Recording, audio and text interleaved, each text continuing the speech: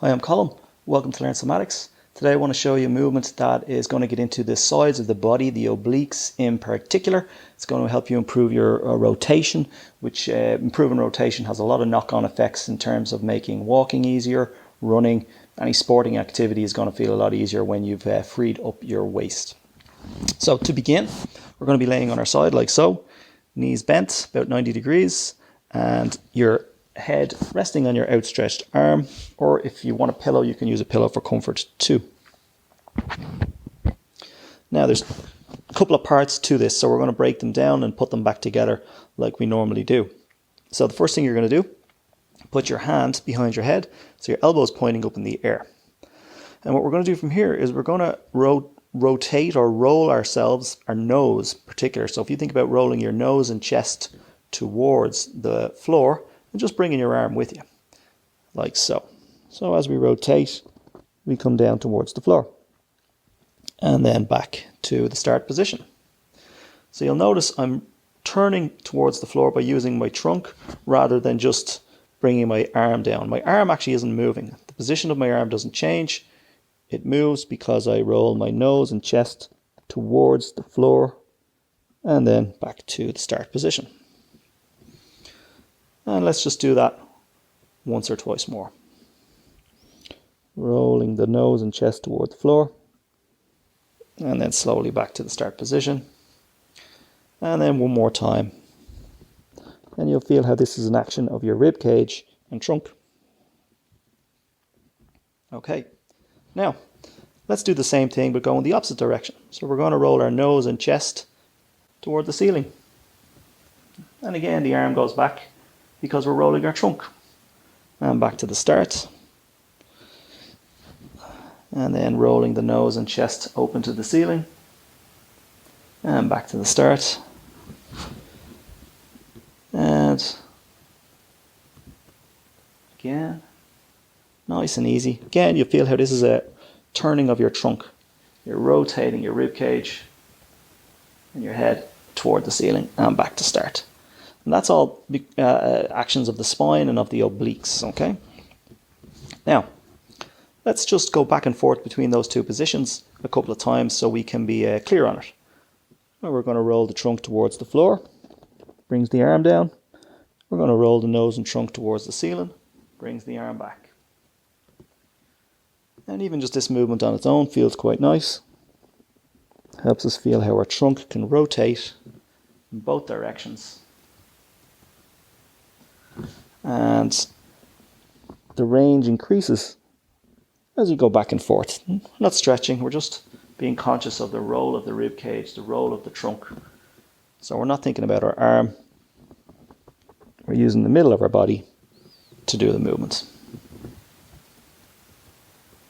Back to the start position. Okay, so that's the top half of the movement. And we can do both directions there. Roll forward, roll back. We've established that. So we can move on to the bottom part. So for the bottom part, you can put your hand on your waist so you can feel what's happening here. You're going to keep your feet and knees together. And you're just going to lift both of your feet like so. And as soon as you do that, if you have your hand on your waist, as soon as you lift the 2 feet, you'll feel how your pelvis rolls and you get a strong contraction in your waist here. This part here, you'll feel it contract. It's rock hard now. And then slowly let that come down. And you'll feel the waist soften out. So again, the feet are moving because of what's happening here in our trunk. We roll the pelvis and the knees and the feet lift up, and it's because of the action coming from the trunk. And then slowly down and back to rest. It feels quite good in your back and waist. One more time, lifting the feet, feeling how it's an action of the trunk, and then slowly back to rest. And we'll do just one more, so we did 4 like the other pieces. Lifting up the feet by rolling, by using our trunk, the rolling of the hips, the pelvis, and then slowly back down. Okay, so that's one part, or the first piece of the bottom half. Now, what's the opposite movement? So we were lifting the feet. Now, can we lift the 2 knees? So keep your knees together And let's see what happens when we keep the feet down but lift the knees. This is a little different. So now we're rotating the pelvis and the knees in the opposite direction and back to rest. And you might find this one a bit more challenging. It is a bit more challenging. So take your time and just go slow, and you can make the movement small if you need to. But just what happens? How do I lift my feet? I have to use my other side obliques. So you'll feel it in the bottom side, waist back obliques, and then slowly down. And we'll do 2 more of those. Twisting the hips sort of in the direction. We're going toward the ceiling. You don't necessarily have to get it that far. That just gives you a direction to go in. Back down. And one more time. Lifting.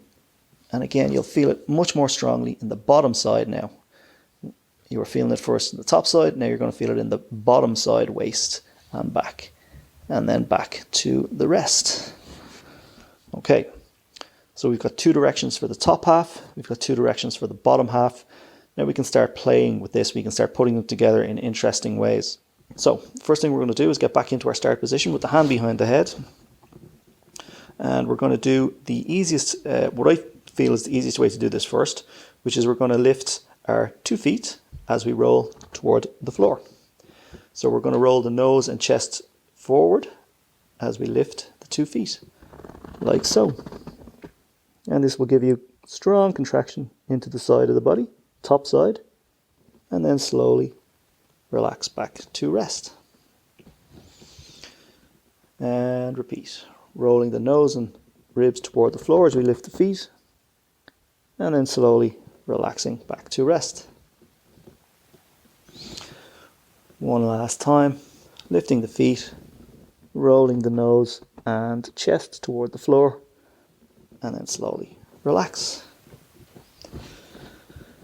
Now let's do the opposite of that, which is going to be rolling open to the ceiling and lifting the knees.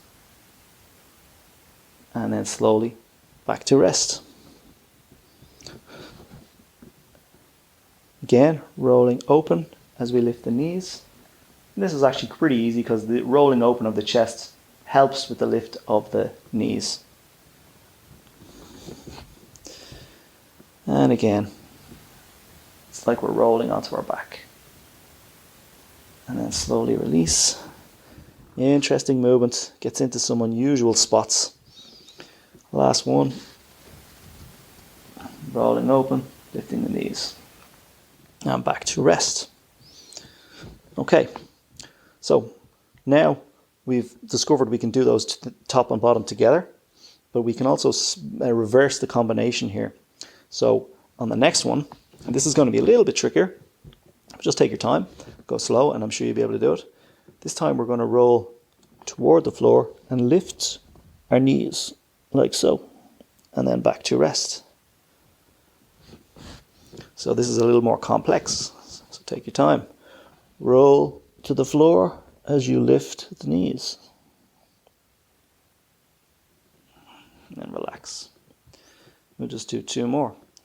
Rolling to the floor as we lift the knees. Slowly relax. Last time. Rolling to the floor as you lift the knees. Again, you'll be feeling how this is all about your trunk rather than your arm or your legs, say. Now, the final permutation of this is to lift the feet as we roll open. So we're like so. And again, you're going to feel this in this area here, the back and side of the top side. And then back to rest. Rolling open as we lift the feet. Slowly relax. 2 more. Rolling open as we lift the feet. As long as you do these movements slowly and carefully, you're going to get the benefits. You're re-establishing control over your trunk, the waist muscles, and rotation. Turn your rib cage out. There we go. And relax. Okay. So we've done all the pieces, we've done all the permutations. Let's lay on our back and see what we've got. So now that you're on your back, you want to check in and see how that feels comparing the side. Well, you've kind of been working with both sides, but you may feel that one side was doing a little bit more of the work when you were laying on your left side. I can feel a bit of a difference on my right. There's more change on my right hand side as opposed to my left. But it definitely feels more comfortable and a bit more grounded than what I had previously. So what might be interesting to do now is to stand up, have a walk around and see how your gait feels, and does it feel strongly different on one side, more comfortable, freer, more open, and then come back and replay the video and do your second side so that you can even it out and have free movement on both sides. Give it a try, let me know how you get on. Please leave a comment if you find it helpful or if you have a question, and don't forget to hit that like button and subscribe, and I'll see you next time.